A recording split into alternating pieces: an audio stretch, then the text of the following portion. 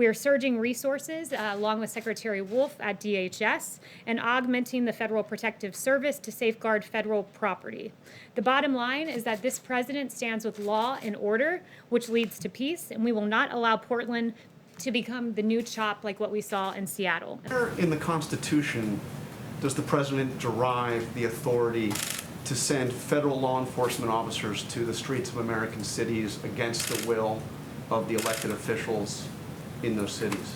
Yes, well, what you're referring to is Portland, and 40 U.S. Code 1315 gives DHS the ability to deputize officers in any department or agency, like ICE, Custom and Border Patrol, and Secret Service, quote, as officers and agents. They can be deputized for the duty of, in connection with the protection of property owned or occupied by the federal government and persons on that property. And when a federal courthouse is being lit on fire, commercial fireworks being shot at it, being shot at the officers, I think that falls pretty well within the limits of 40 U.S. Code 1315. How far does that power extend into the streets of the city of Portland? How, what are there limitations on that?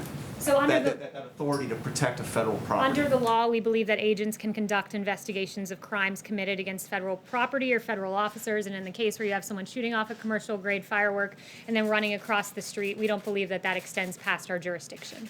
The leaders in these cities don't want this sort of paramilitary police force. They're offered the assistance of DOJ, as was done, where you've had FBI surge in the case of Operation Legend.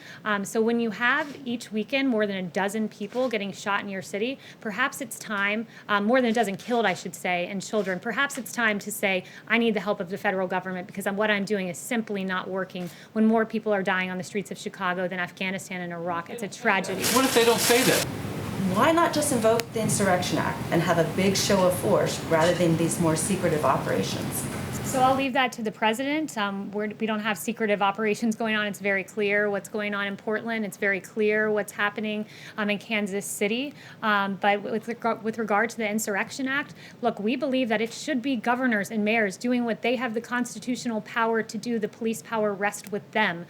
So it's up to this president whether he ever decides to invoke that. But governors and mayors really need to step it up, particularly in Democrat cities where Democrat streets are out of control.